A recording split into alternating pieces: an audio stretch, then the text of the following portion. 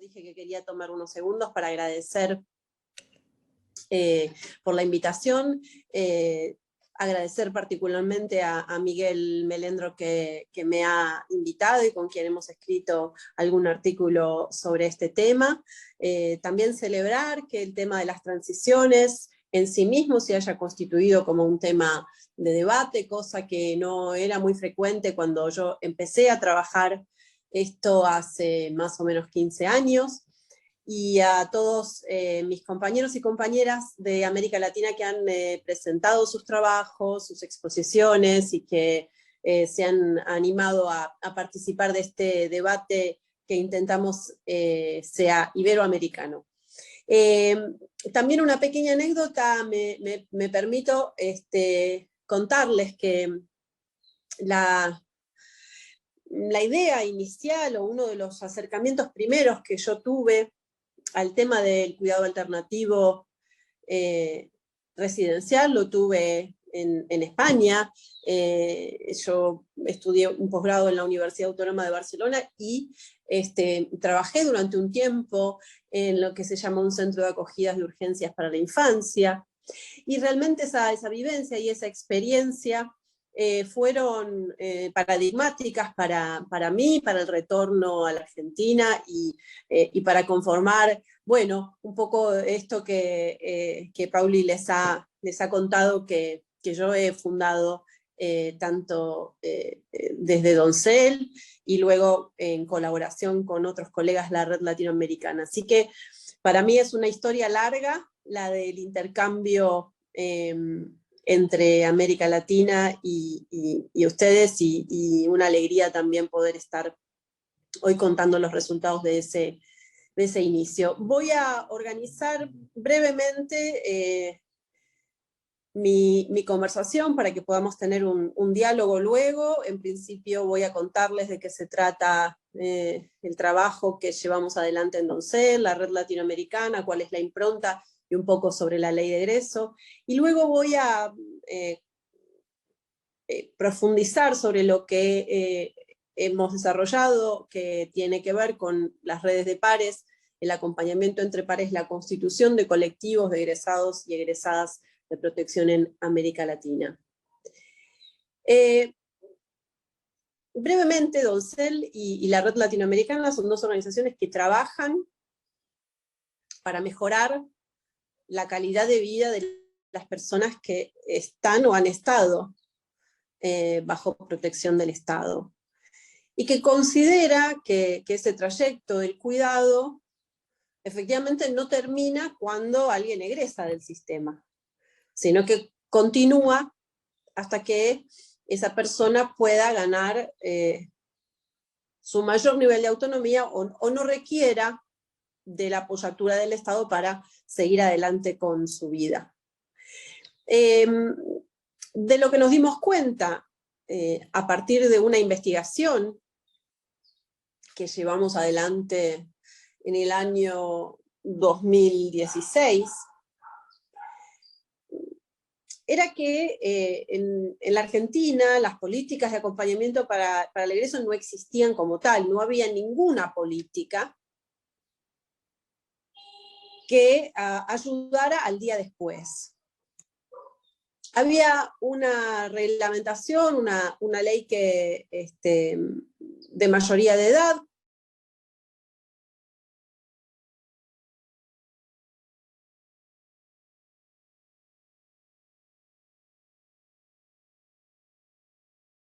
que antes y enfrentar muchos desafíos como los que ustedes ya conocen, pero a una edad más joven, ¿no? Más jóvenes.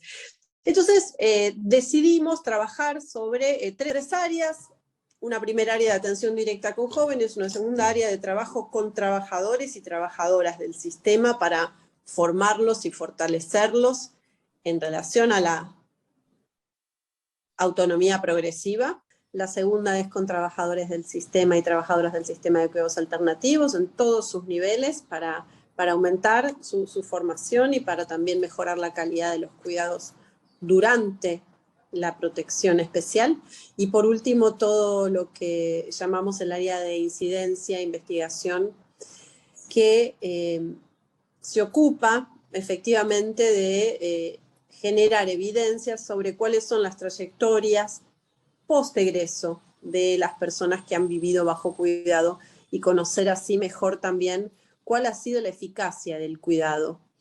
En ese sentido es que nosotros iniciamos una serie de investigaciones junto con UNICEF, con Flaxo, con muchas organizaciones que nos empezaron a mostrar que esas trayectorias estaban signadas por varios problemas. El principal, la educación, las dificultades de estos grupos para poder estudiar, continuar con su educación, no tener una educación fragmentada, no tener una educación intermitente, y que la mayoría de ellos y de ellas a los 18 años todavía no había terminado su educación secundaria, y eso implicaba enormes dificultades para conseguir un empleo al momento de egresar del cuidado. El segundo problema tenía que ver con la vivienda y con cómo lograr un lugar digno para vivir sin un empleo estable, sin una garantía de familiar o alguien que pudiera ayudar en conseguir ese sitio.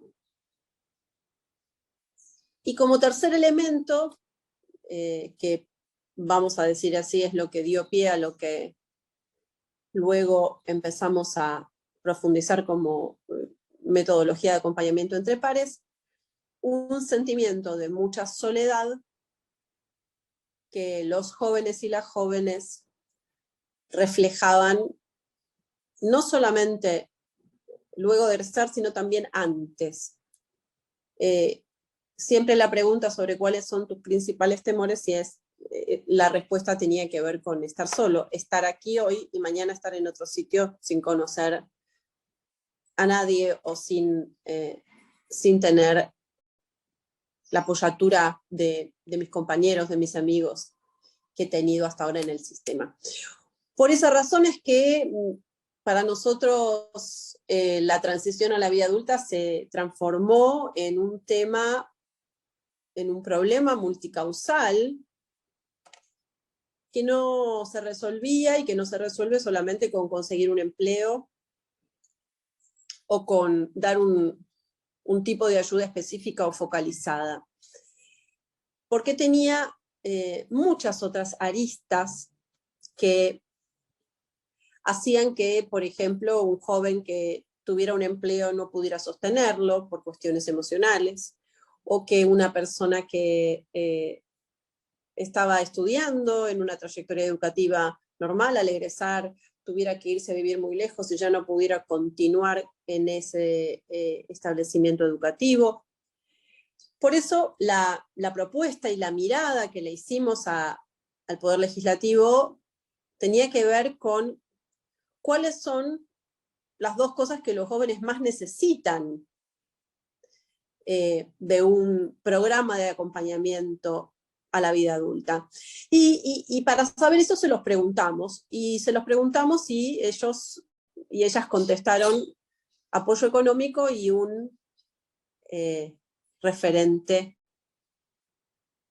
que pudiera acompañar en distintos temas a lo largo de los años que durara ese apoyo, ¿no? No solamente que fuera un orientador laboral, no solamente que fuera alguien, un terapeuta, sino que fuera alguien, esa figura tan particular de la que nosotros hemos hablado mucho, el referente, que pudiera ser de soporte para el desarrollo de habilidades para la vida adulta. Así que brevemente, para no extenderme mucho más, esa propuesta, ese proyecto de ley, se aprobó en el año 2017 y a partir de ese momento no solamente todos los jóvenes en Argentina que han estado en el sistema de cuidados tienen derecho entre los 18 y 21 años a un salario mínimo, 80% de un salario mínimo, un referente, sino que también, y de modo muy importante, esto permitió que el tema existiera en la agenda pública. Es decir, que algo de lo que muchos gobiernos todavía no se enteran, bueno, en Argentina empezaron a enterarse, y es que la responsabilidad parental del Estado no concluye cuando se cumple la mayoría de edad. Y por tanto, el principio de no discriminación hace que el Estado deba ser responsable de acompañar este trayecto, tal y como exige a los padres y las madres lo hagan con sus hijos. Por eso el Código Civil en Argentina nivela las responsabilidades, y las personas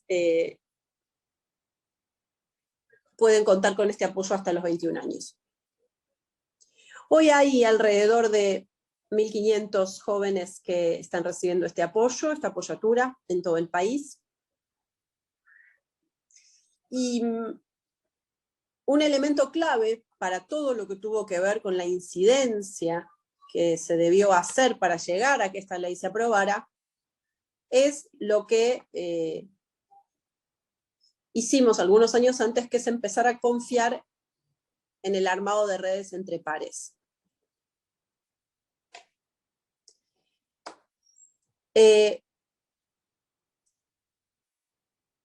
El armado de redes entre pares tiene dos elementos claves. En Argentina, en el año 2010, iniciamos el armado del movimiento de la guía egreso, que es un movimiento nacional.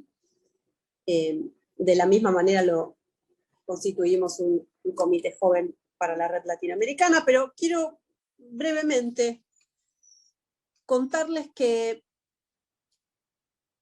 también fueron los jóvenes, en una investigación que hicimos, los que nos dijeron cómo debería ser una forma de trabajo que les fuera más efectiva. Porque les preguntamos por quién ellos se sentían más acompañados. Y esto fue el año 2015, una investigación en 5 provincias de la Argentina que se llama Construyendo Autonomía, y que pueden buscarla, está muy accesible, que hicimos con UNICEF y con Flaxo. Y les dijimos, ¿por quién ustedes se sienten más acompañados? Y dijeron, sin dudarlo, por nuestros pares, por nuestros amigos, por nuestras amigas, por nuestros hermanos, por nuestros compañeros de la residencia. Y a partir de allí se abrió una ventana enorme de oportunidad para comprender que había una masa, un potencial muy grande de soporte entre pares, que no estaba siendo utilizado ni reconocido por la tradición, si se quiere, profesionalizante de estas prácticas, y que no considera que tal vez esta sea una práctica más de acompañamiento que se pueda incluir dentro de las estrategias. Así que hacia allí fuimos. Propusimos a un grupo de jóvenes iniciar un grupo, primero para darse soporte entre ellos. Luego ese grupo creció, y a partir de una agenda propia empezó a pensar cómo incidir en los temas de mejora de la calidad de vida del cuidado, con una idea que es elemental, pero que quienes trabajamos en temas de infancia sabemos que todavía representa una enorme deuda, que es que nadie sabe más de lo que necesita que quien estuvo allí. Por tanto, las personas que han vivido bajo cuidado tienen el saber privilegiado sobre qué es lo que no funcionó, qué es lo que debería funcionar mejor, y qué es lo que quisieran hacer de nuevo. Entonces, esa potencia tan real fue lo que logró que los legisladores, los diputados, los senadores pudieran escuchar tal vez jóvenes con experiencia de cuidado por primera vez en su vida. Esta idea de que los niños las niñas y los adolescentes no hay que exponerlos, esto resulta un problema grave porque se les restringe el derecho a la participación.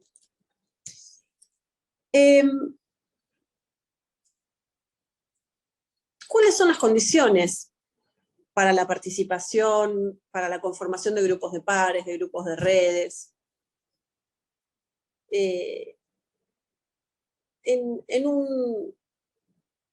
En un artículo que escribimos con Andrés Segado, un compañero mío de Doncel, pensando en la trayectoria de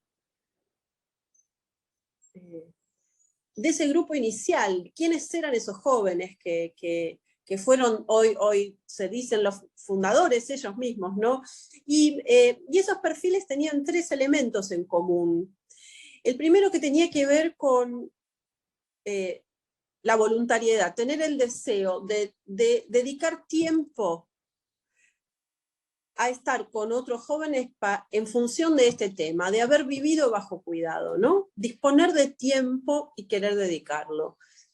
El segundo elemento tenía que ver con una reflexión sobre la historia de la vida propia y una distancia entre esa vivencia y la mirada, es decir, una mirada reflexiva y crítica sobre la vivencia de cuidado, que pudiera también separar en esa construcción a cada joven de un relato que sea demasiado sensible o demasiado movilizante para él o para ella cada vez que fuera relatado. Es decir, que una distancia que permitiera mirar objetivamente algunos elementos. Y el tercero, y a mi entender el más importante, es una visión, una cierta visión que tenían cada uno de estos jóvenes en relación a la importancia de la participación colectiva, es decir, creer y confiar en que si hago algo con otros, eso puede tener un efecto de cambio. Lo digo más claramente, o como lo dice una joven con la que comparto muchos espacios, esto no lo hacemos para nosotros, lo hacemos para los próximos. Es decir, hay una idea del hacia dónde que es colectiva y que tiene que ver con una trascendencia. No sé cómo estoy de tiempo. Estás muy bien. Vale, perfecto. Y yo quiero insistir porque uno de los temas clave en lo que es las redes de egresados es justamente la participación. En este sentido, como sabéis, el artículo número 12 de la Convención sobre los Derechos del Niño insiste en el derecho a la participación, muy invocado, pero en general poco experimentado, poco llevado a cabo, que es más un desideratum que una realidad que se vaya implantando en la escuela, en los centros de discusión, en la participación política. Como sabéis, la participación en los temas que estamos hablando ahora es justamente para hablar de la ciudadanía activa, como de alguna manera se ve aquí, justamente cuando ya los tenemos egresados y con 18 años. Entonces, una pregunta que os quiero formular las dos es, ¿de qué manera en los centros, en los recursos residenciales, se ha fomentado suficientemente esto para que a la hora de salir sepan qué es lo que les corresponde hacer? Y por lo tanto dicen, pues salen preparadísimos, o vemos estos déficits que tendrían que conocer. Yo creo que por vuestra experiencia seguramente tendréis algo que aportarnos. ¿Te parece, Mariana, tu participación ahora? Ya que hablamos de... Claro, Pauli, gracias. Bueno, justamente lo próximo que quería decirles tiene que ver con esta pregunta que me haces, así que me viene al pelo, como decimos acá los argentinos. Básicamente que la pregunta que yo me hacía preparando esto para ustedes tenía que ver con la articulación entre participación y autonomía progresiva. Es decir, de qué manera se articulan estos dos elementos y de qué manera se articulan estos dos elementos en el cuidado alternativo. Lo primero que podemos decir es que la participación es un derecho que se ejerce en la vida cotidiana. Nadie se anota en la escuela para aprender a participar. Por tanto, es un elemento que depende muchísimo de los cuidadores, de las personas que acompañan el crecimiento de un sujeto. Porque se ancla, repito, indiscutiblemente en la vida cotidiana. El acogimiento residencial muchas veces no provee suficientes espacios de participación. Porque, bueno, yo voy a acercar dos hipótesis que tienen que ver con mi conocimiento, mi trabajo. El primer problema tiene que ver con una dificultad en el modelo mismo.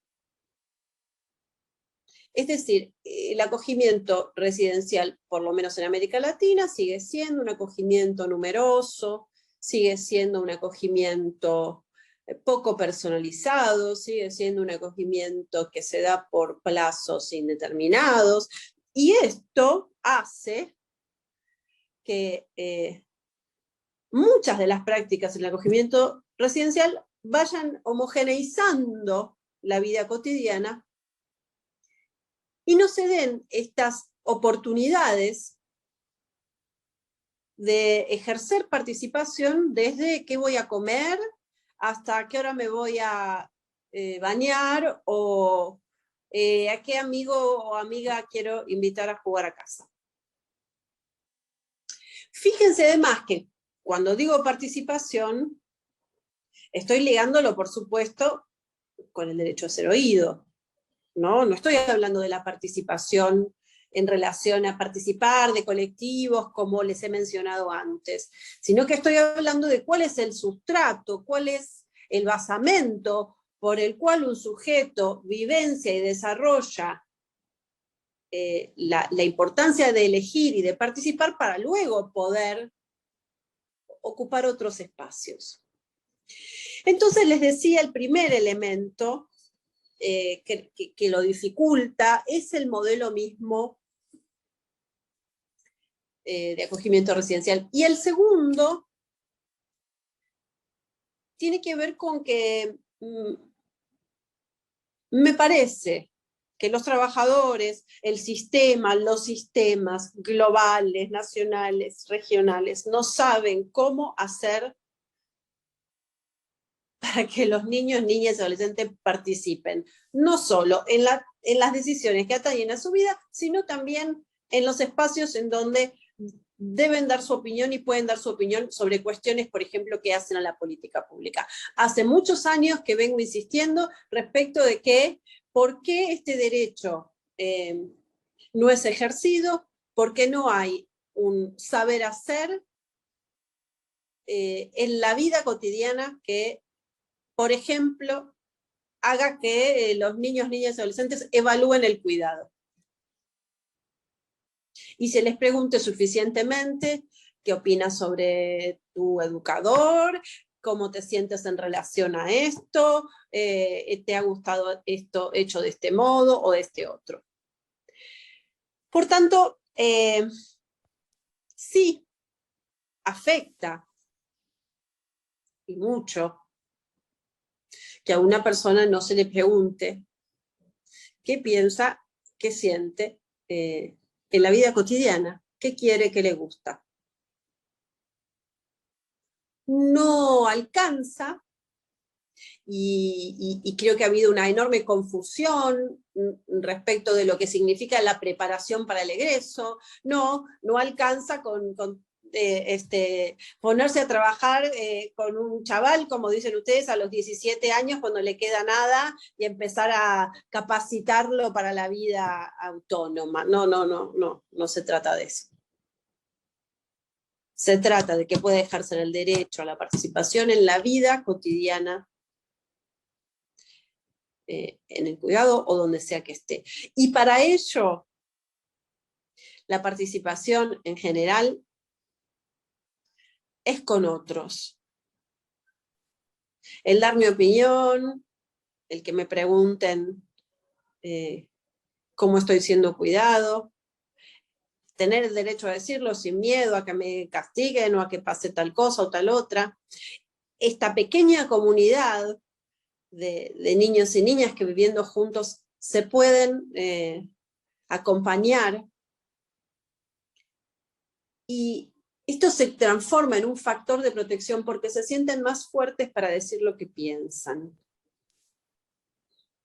No solamente de cara a una ley, no, de cara a decir, no queremos que esto sea de esta manera en la residencia, o nosotros pensamos tal cosa, ¿no? Fíjense cómo de alguna manera este ejemplo que doy va moldeando, va configurando estos elementos que les dije al principio eran participación, autonomía progresiva y cuidado alternativo. Por supuesto, creo que sería momento de pensar un poco cómo veis la situación de qué es lo que ocurre ahora con estas, diríamos, redes. ¿Funcionan? ¿De qué manera? ¿Con qué objetivos? ¿Se han convertido en un lobby? ¿Son algo a ignorar? ¿Tienen un futuro eficaz en la participación, etcétera? ¿Te parece, Mariana, que podrías decir algo sobre el tema? Bueno, la experiencia que nosotros desarrollamos en la red latinoamericana presenta el ejemplo de un estilo de conformación de redes. Hay muchas formas de hacer redes. El punto es cómo se piensa esa red. Y cuando se trata de estos temas y de temas en los cuales, como decíamos antes, la voz de quienes han vivido bajo cuidado debe ser predominante, nos tenemos que preguntar qué lugar tenemos que ocupar las organizaciones y los profesionales. ¿Tenemos que formar parte de estos colectivos? ¿Tenemos que formar parte de estas redes? ¿Es mejor que no lo hagamos? ¿Por qué lo haríamos? ¿Por qué no lo haríamos? Bueno, miren, yo tengo una posición sobre esto que para mí es muy clara, y es: todos los que trabajamos o queremos trabajar para mejorar el cuidado somos pares.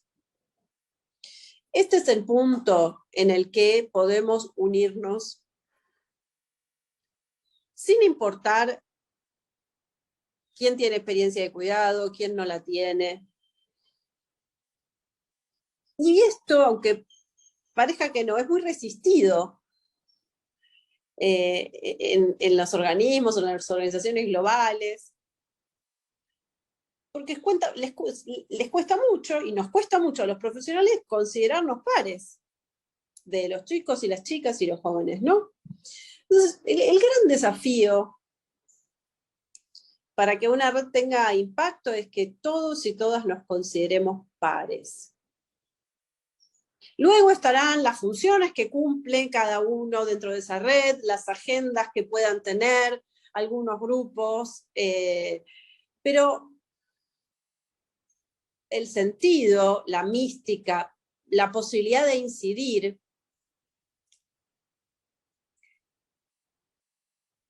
está ligada definitivamente a que todos tenemos que estar sentados en la misma mesa, ¿no? Es una forma de hacerlo. No es la única. Pero sí veo con preocupación, quizás, que las agendas de organizaciones, de organismos, pueden sentirse un poco amenazadas por esta metodología de trabajo, que cuestiona el propio rol y sobre todo cuestiona la verticalidad del saber. El verdadero viraje metodológico e ideológico de este tipo de abordajes es el que el saber no lo tenemos los profesionales. Bueno, el saber en el sentido de que podemos aportar, pero hay una diferencia muy grande entre haber estado en una situación y no haber estado allí. Entonces, para nosotros el Comité Joven de la Red Latinoamericana es absolutamente clave, pero al mismo tiempo todos formamos parte del mismo grupo, tenemos una agenda de trabajo y los jóvenes a su vez tienen su propia agenda dentro de la agenda grande porque, bueno, desean hacer algunas cosas por cuenta propia y no nos requieren, y por supuesto, cuanto menos nos requieran, más autonomía habrá. Están presentes, y solamente me quedarías, después de lo que hemos hablado sobre la temática, algo que creo que es fundamental de cara al futuro. Es decir, ¿qué papel tienen las asociaciones, los profesionales? De alguna manera también hemos estado hablando ahora en la construcción de estas redes. Retos de cara al futuro. ¿Qué se les puede presentar? ¿Qué retos tienen? ¿Son necesarias? Si son necesarias, ¿de qué maneras tienen que ser? ¿Qué factores habría que tener en cuenta para que esas redes fueran eficaces, etcétera? Y con esto, con vuestra respuesta, posteriormente daríamos la palabra para alguna pregunta que haya en la sala. Mariana, cuando quiera. Bueno, ¿qué papel tenemos las organizaciones en la creación de estas redes? De impulsarlas. De acompañar su nacimiento, de dar apoyo para que esas estructuras puedan desarrollarse, de destinar fondos para que esos jóvenes tengan un tiempo que puedan utilizar, que esté rentado y que no le tengan que quitar tiempo a su trabajo, porque otra de las desigualdades que existe es que este es nuestro trabajo, pero suele no ser el de ellos o ellas. Ellos tienen que tener otro trabajo para dedicar tiempo para hacer esto. Y eso ya en sí mismo es una desigualdad. Por lo tanto, la decisión de destinar fondos, la decisión de destinar recursos para que estas redes se constituyan y dar un impulso inicial. Vuelvo a decir, esto no es un programa que empieza y termina. Esto es un movimiento. Ahora, para que se dé, tienen que estar las condiciones dadas, entre ellas las condiciones materiales. Y luego lo mismo que mencionaba hace unos minutos, la importancia de la horizontalidad, la importancia de que los jóvenes sientan que efectivamente es un lugar que les es propio, lo hagan propio, lo construyan del modo en el que creen y sienten que debe constituirse, desde su nombre hasta su misión, hasta sus actividades o lo que sea, sin apurar, sin empujar esta creación de la mano de resultados. Todos los que trabajamos en esto sabemos que la incidencia es un tema siempre de largo plazo y que nunca termina. Así que el tiempo que tome.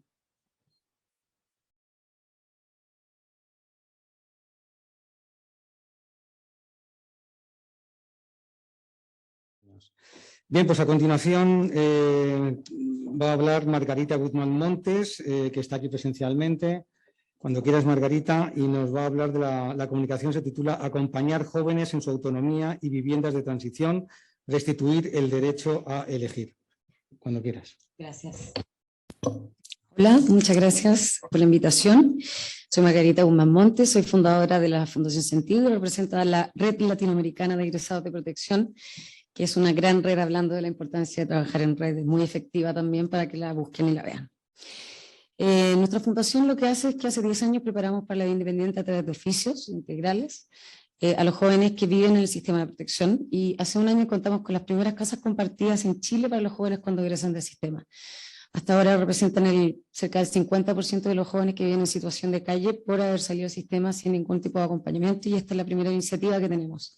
Ellos viven solos en estas casas, ejercitando la vida interdependiente y con un apoyo psicoafectivo profundo que les permite enfrentar todos los desafíos que tienen que ver con la educación, con la salud, con el transporte, con lo cívico, con las actividades de la vida diaria, lo doméstico, la inserción sociolaboral. Es un programa muy integral y que hemos tenido muchos avances en un programa que es un piloto y que ha tenido muchos desafíos.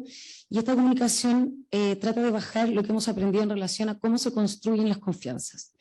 ¿Por qué hablar de esto? Porque en la literatura no hay información de cómo bajar. ¿Cómo bajamos? ¿Cómo generamos la confianza?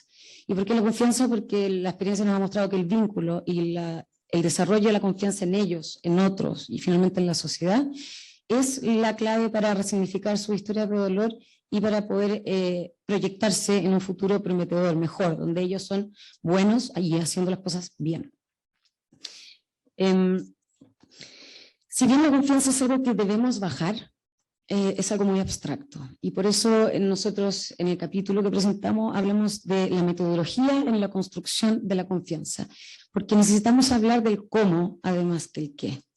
Entonces en esta comunicación nosotros detallamos paso a paso cuáles son las estrategias, los gestos, las acciones que nos llevan a ir allanando esta desconfianza aprendida y abrir un espacio para finalmente poder empezar a confiar. Los pasos los voy a mencionar. Primero está el ver al otro, que es el primer principio y que se refiere a tener una hipersensibilidad a todos los gestos, las palabras claves, qué tanto uno se puede acercar a uno físicamente, el yo te veo, más allá de tu conducta primaria, más allá de lo que tú me dices, y yo soy capaz de darle una segunda vuelta y ver qué hay detrás. Ese yo te veo es el principal. Luego el afecto físico. Una de las cosas que los jóvenes más han valorado es el abrazo. Muchos jóvenes cuando tienen que evaluar el programa se remontan al momento o a la persona que siempre les abraza, les da besos, los saluda, los mira, y hemos visto lo importante que es para ellos porque no tienen esa costumbre, y el afecto físico para ellos es muy representativo del cariño. Luego tenemos las experiencias gratificantes que han demostrado que las personas, mientras más actividades y experiencias gratificantes tengan, el sistema neurológico va modificándose para dejar atrás la proyección negativa y abrirse al positivismo. Luego tenemos el rol de los profesionales, que es muy complejo porque ambos actores, tanto los jóvenes como los profesionales, se involucran emocionalmente mucho. Entonces hay que ver la manera en que los profesionales no se afecten personalmente por las situaciones, tengan esta capacidad de tomar distancia y poder atender la situación en su justa medida y no verse afectados por las emociones que le provocan. Luego tenemos la horizontalidad. Esto es fundamental, porque si yo no reacciono ante un joven que se para y tira algo de la mesa y se va, yo le estoy diciendo que yo creo que no es capaz de responder a esa situación de manera adecuada. Entonces le estoy dando el mensaje de que él no es capaz emocionalmente de resolver las situaciones a través del diálogo. Entonces la horizontalidad corresponde a reaccionar a tiempo ante situaciones que no estamos de acuerdo, ante conductas que no estamos de acuerdo, de manera horizontal, exigiéndole que ellos pongan de su parte en la relación humana que tienen entre los dos. Y aquí sucede que es el choque entre la confianza que se viene desarrollando y la demarcación de límites.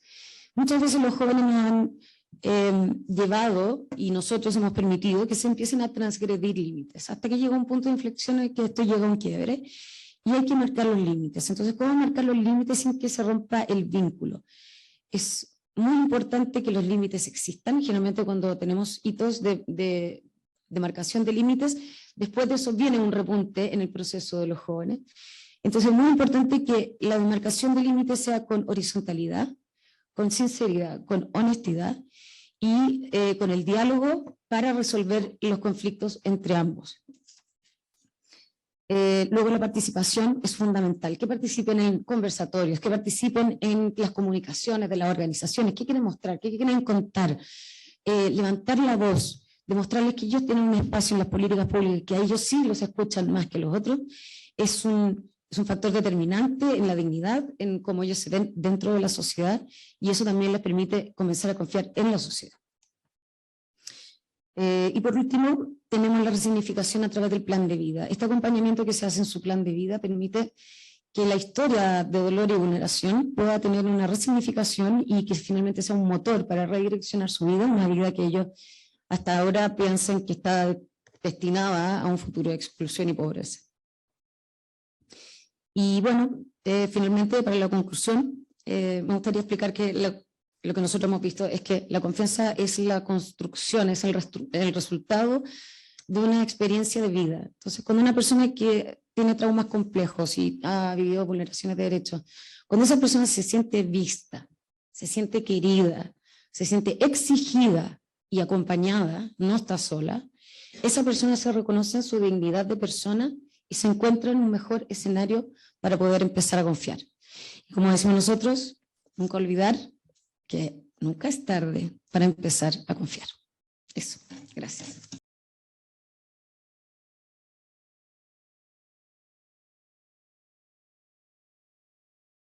Buenos días, buenas tardes para todos y todas. Muchísimas gracias, como todo el resto de mis compañeros, por el espacio. Realmente que haya hoy congresos con esta especificidad en años anteriores era impensado. Les voy a contar, como dice el título, el recorrido, la experiencia de estos jóvenes ciclos parentales en la Argentina desde el 2015 al 2017.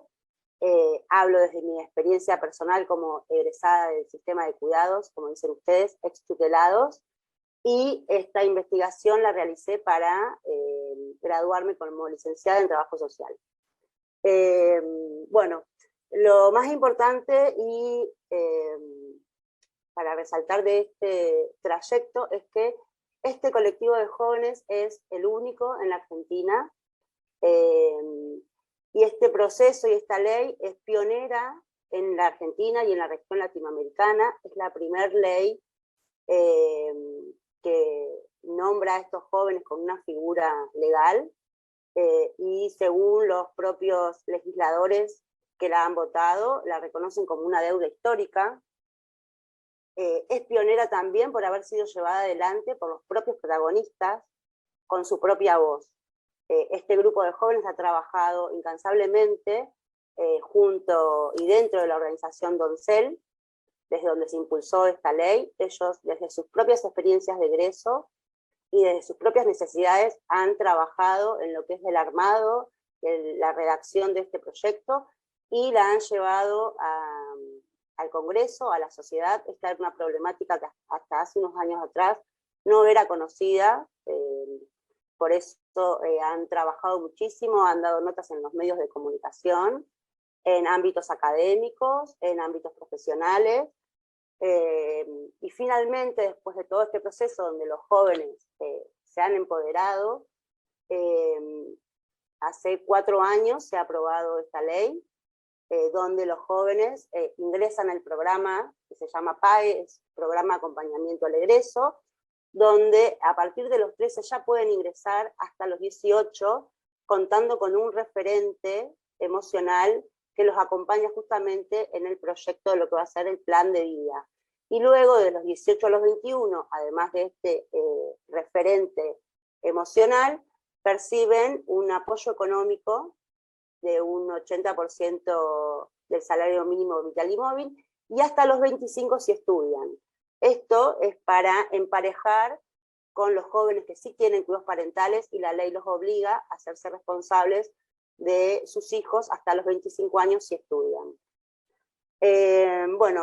Inclusive los jóvenes en este proceso han realizado investigaciones entre pares, como hoy comentaban al principio. Sabemos que a veces estos jóvenes no escuchan de la misma manera a un profesional que a un par que ha vivido la misma experiencia. Han hecho estas investigaciones desde el momento cero, han pensado las preguntas, han trabajado en la recolección de los datos, y todo este proceso, bueno, como les decía, se han ido empoderando.